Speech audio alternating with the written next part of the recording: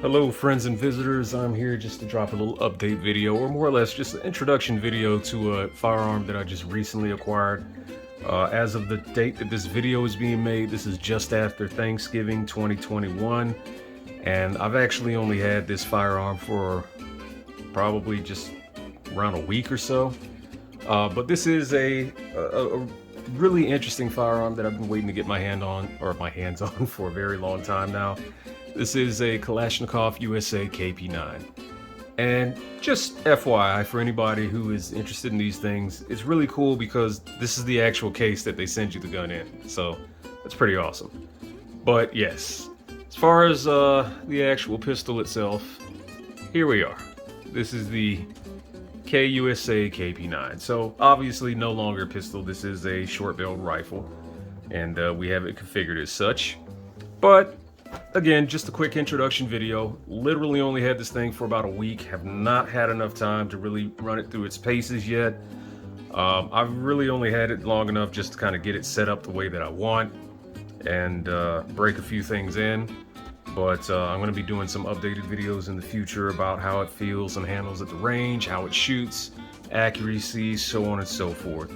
But again, just an introduction video to this pistol, or now rifle, and how we kind of have things set up here. So I'm actually a long-time AK enthusiast. I've owned AKs for well over a decade. I've had lots of variants, Russian AKs, Romanian, Bulgarian, Polish, Serbian, and even US variants, yes.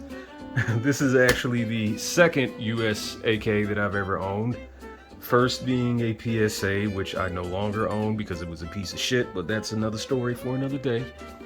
But yes, this is the KP-9, and I can honestly say my first impression of this gun is absolutely positive. There's a lot to like about this thing, a lot of takeaways that I have of it, and I'll just go into it real quick and just kind of, I guess, show a few things about it, like if you were a prospective owner of one of these things, kind of like what you get with it.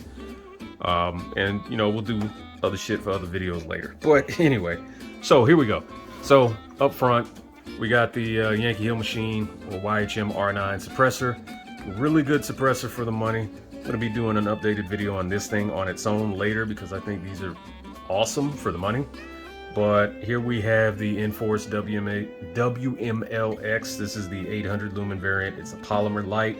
It's actually really tough, rather inexpensive for the money, but I kind of like them just because they're lightweight and they fit a certain aesthetic and a certain build pattern that I kind of tend to gravitate towards. Me being a lefty, I kind of like these things just because I set my lights up on the right hand side of the gun so I can just kind of actuate it with my thumb. And you know, it still gives you a nice C-clamp grip whenever you want to use that, or you know, just whatever. But anyway, this is the Magpul MOE AK handguard. This is an M-LOK handguard. It is all polymer, but it does have metal heat shields inside of it. I literally just had this handguard laying around. I've probably had it for years. I had it on a previous build that I eventually got rid of, and I kind of like them because they're like 40 bucks. They're cheap as shit, and they're very functional. And I know a lot of you guys probably watching this video probably might want to gravitate more towards that Zenteco furniture and give it that real, authentic bitch-ass look or whatever. That's cool, but I'm not really into that shit. First of all, this super cheap, and I mean, yeah, it's super fucking cheap. For one, it's extremely functional, and I mean, it feels great. When I got this gun, I mean, yeah, I've seen plenty of bitch-ass builds or KP-9 builds that have the Zenteco furniture.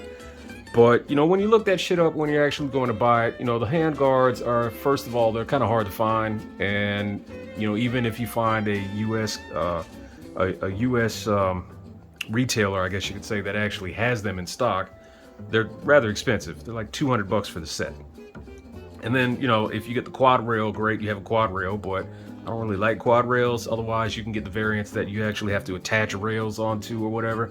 Not really into that. So Those are like 200 bucks when you can find them in the US. Otherwise, you have to get them shipped over from Russia, and it takes like a month or whatever, and they're maybe a little more expensive that way. Just not really a fan of that. Went with this. Good, cheap, functional. I don't really give a shit. Looks great to me. Might not look great to you, but I kind of like it. Feels great. MOE vertical foregrip. We got a QD socket right here. Another reason why I preferred having an M-lock handguard up front is because you can run a QD socket. So for your 2-point slings, which I'll get into this rear part of the gun a little later, but you can actually run a 2-point sling very easily on the right-hand side, especially as a lefty. You know, I don't want my shit over here. I want it over here. So that's why we went M-lock. But anyway, handguard's great, feels good. Got the vertical foregrip, feels great.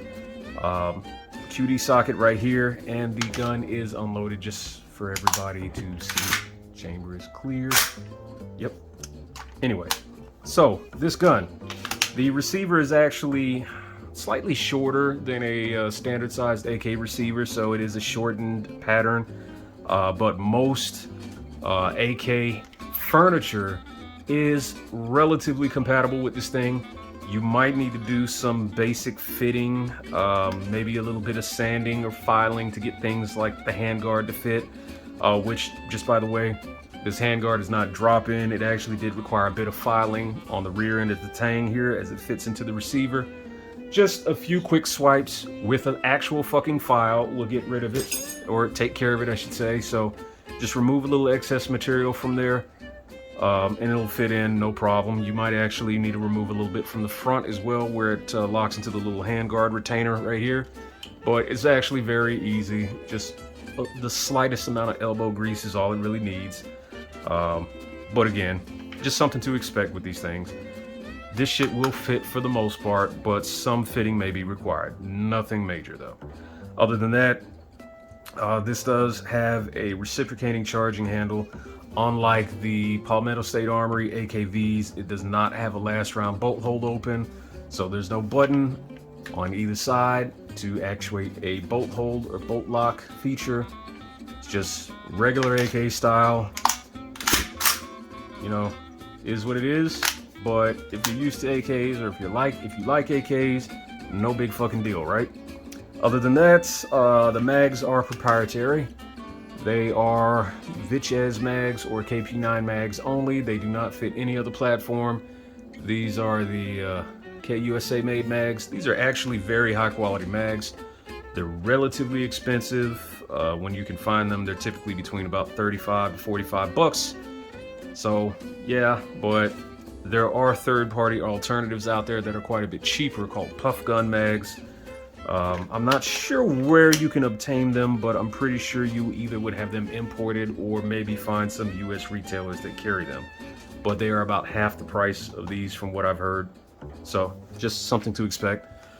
We have the the ALG AK trigger. Great trigger for the money. They're a little more expensive now than they were previously, but this is pretty much a necessary upgrade if you ask me. And speaking of that, the standard trigger that came in that thing, or in this KP-9, is a 2-stage American-made trigger. This is just a hammer, I know. But yeah, I ripped that thing out because for a factory trigger, it's actually not half bad. It's a little heavy, but it is a two-stage trigger. It has quite a bit of travel, but it is fairly crisp, breaks cleanly. Just a little heavy, which I prefer these ALG triggers. I mean, these are pretty much necessary to all my AKs. They're great. I mean, they're just great upgrades for the money. Other than that, Magpul K2 AK pistol grip. I demonstrated this in my my Z92 video, but not like the MOE grip. It's a little more of a vertical angle on the grip. So for these shorter style, you know, SBR, pistol, PDW type builds, this is a better option in my opinion, because it just has your wrist at a more natural angle whenever you have this thing tucked into your shoulder, especially for these shorter rifles like this. This is actually a JMac Customs AR stock adapter tube. This actually does fold, but it has a QD socket right here, and it allows you to run any AR style stock that you prefer. And speaking of this particular stock, this is just a Magpul ACSL. This is just another piece of furniture that I literally had just laying around. It's probably not gonna be when I'm running forward, or excuse me, damn, I can't even talk. It's probably not gonna be when I'm gonna run going forward permanently, but it's just something that I could throw on here and actually use it. It has a little cutie cup right here at the back. It's very nice stock, very comfortable, but yeah, it's just on here for now. This is the Holosun HS515C. It is, you know, one of their circle dot options, and it's on an American Defense QD mount, as you can see. But yeah, again, this gun is something that I've been really lusting after for a very long time. It feels great. The build quality on this thing is absolutely fantastic. As far as the finish, I haven't really heard anybody talk too much about the actual finish on this thing, but it feels very much like a manganese phosphate or parkerized finish with paint over it. So kind of like, you know, if you're familiar with the like the Bulgarian made SLRs series of rifles, very similar finish to those. And it's honestly nicer, if you ask me. It's a very nice finish. Feels very durable. It's not really that prone to scratches so far. But the cool thing about this thing, unlike the AKV from Palmetto State Armory, is the top cover is steel, which I very much like. Because that is actually one thing that I had an issue with one of their GF3 pistol variants, the AKPs. I mean, one that I used to own at least. Those AKVs have the aluminum top covers. And one thing that nobody ever tells you about that shit when you first get them is this area right here kind of acts as a shell deflector. So the more rounds you run through this thing, basically this area, if you have an aluminum dust cover or an aluminum top cover, it gets chewed the fuck up as your round count increases. Steel top cover, you don't really have to worry about that. So that's just, you know, a very minor thing, honestly, but it's just something that you kind of learn as you own these and use them. But yeah, this thing honestly just feels absolutely fantastic in the hand. Again, we'll get around to shooting it sooner or later, or sooner rather than later, I should say. But this is just kind of how we have things right now. And if you are interested in the KP-9 or really any of these 9mm variants that Kalashnikov USA makes, I can honestly say this thing is, it exceeded my expectations when I first got it. It's actually quite a bit nicer than I thought it was going to be. But yeah, the finish is great. Build quality is great. All the rivets look fantastic. None of them are deformed. None of them are improperly seated. From the trigger guard, all those rivets look good. All the receiver rivets look good. I mean, everything on this gun just looks absolutely fantastic. It is a well-made piece, very well put together. And all these little, you know, customizations, upgrades, whatever you want to call it, that I did here, it just feels great. I mean, I'm not going to impress any of the hardcore Zantico purists or whatever, but I mean, this thing just feels absolutely fantastic in the hand.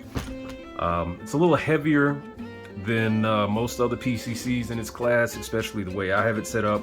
So it has a good amount of weight to it, but it's just super fucking solid. It feels great. And again, like if you're on the fence with these things, you can rest assured knowing that if you were to buy one, it's probably going to be a quality piece. We'll just open it up and look at the guts real quick. It does take regular AK safeties, by the way, so this will eventually be replaced. But cool thing is here on the back of the recoil assembly, or the guide rod here, there is this little piece here. You've probably seen it in other videos if you've watched anything with these. It extends out a little further, so as the bolt carrier travels back, it impacts this instead of the rear trunnion or the rear of the guide rod. So for a 9mm, it has a very long stroke, but I've actually seen some examples on various forums and KP-9 or Kalashnikov USA groups of people adding buffers here to shorten the stroke a little bit. So it actually, I mean, you can add a buffer or a couple buffers right here, shorten the stroke. From what I hear, it'll lessen the recoil and speed up the cyclic rate. You know, if cyclic rate means anything to you. But just a cool thing to know, I guess. Got the logo embossed right there, pretty neat. But yeah, everything about this gun so far, pretty great. By the way, this is the 5.5 millimeter rear folding trunnion. So only 5.5 millimeter furniture will work. And yeah, just keep that in mind. That's mostly Russian folding stocks, AK-100 series folding stocks. There are various adapters that you can buy, kind of like this JMac Customs adapter if you want to change out the rear end. So you can change it out, you know, with, I'm sure you've seen in the other videos, just, you know, the basic military style triangle folding stock. But they have rear Picatinny adapters, they have AR style buffer 2 adapters, just like this one. There's SIG MCX style adapters. I mean, there's all kinds of adapters you can add here to add your brace or your stock of choice. Just a neat thing to know if you have one of these or looking out for one, or looking for one, I should say. Top rail looks like this. Yeah, I mean, okay. But yeah, I saw somebody else mention in another video, I can't remember who off the top of my head, but there's a little wear mark that kind of develops right here as you open and close this thing, because basically right here, hits right here whenever you open it. Minor, who gives a shit, right? But just something to be aware of, I guess. The thing appears to be zeroed from the factory. I'm only saying that because I kind of half-ass confirmed that with the laser bore sighter, so that was kind of nice to see. And other than the fact that it came with this nice, you know, nice case here, it came with standard literature and locks and bullshit and all that, and just a single mag, which I honestly wish it came with more than one mag, but it is what it is. As of right now, they retail for just right around $1,000 if you get the pistol variant with no brace or no folder, or excuse me, no brace, no stock. Those are right around about $1,000 right now, depending on where you look. They do sell Sbr variants from the factory, which come with the triangle folding stock already. Of course, you have to do your Form 1 for one of those before you can own it, but that is an option. Otherwise, you can buy the variants with extended barrels, 16-inch barrels, to have a rifle that already comes with the stock. That's not the route I would go, but it's an option for you depending on where you live, I guess, and what laws you're subject to, bless your heart. But again, fantastic gun. I really like it already. It feels absolutely fantastic. The quality and just my initial impressions of this thing are absolutely off the charts. And I really can't wait to shoot it. I can't wait to get behind it and put it through its paces. But, you know, another day, another video. So yeah, I think that's where I'll kind of leave things off at. If you have any questions or want to drop any comments below, hey, be my guest. If you have a KP-9 and you've had some time behind it, you know, hey, feel free to share your experiences and your impressions as well.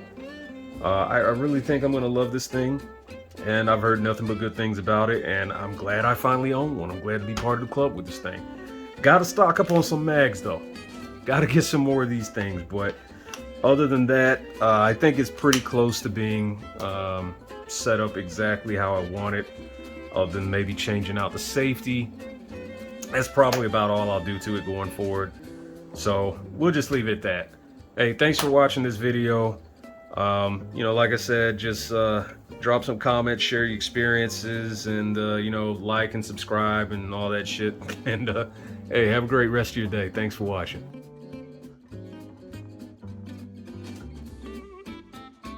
Before I go, one thing that I totally forgot to mention. Cool thing about the KP-9, see that right there? See that right there?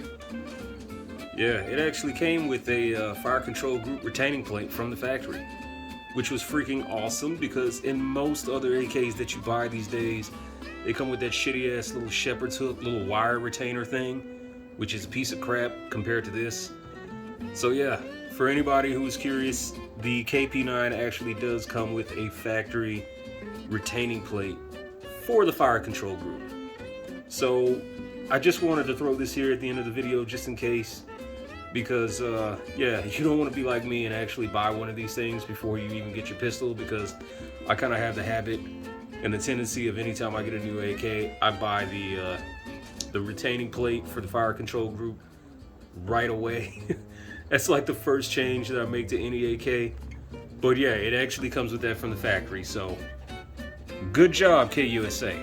Excellent job from the factory. Awesome.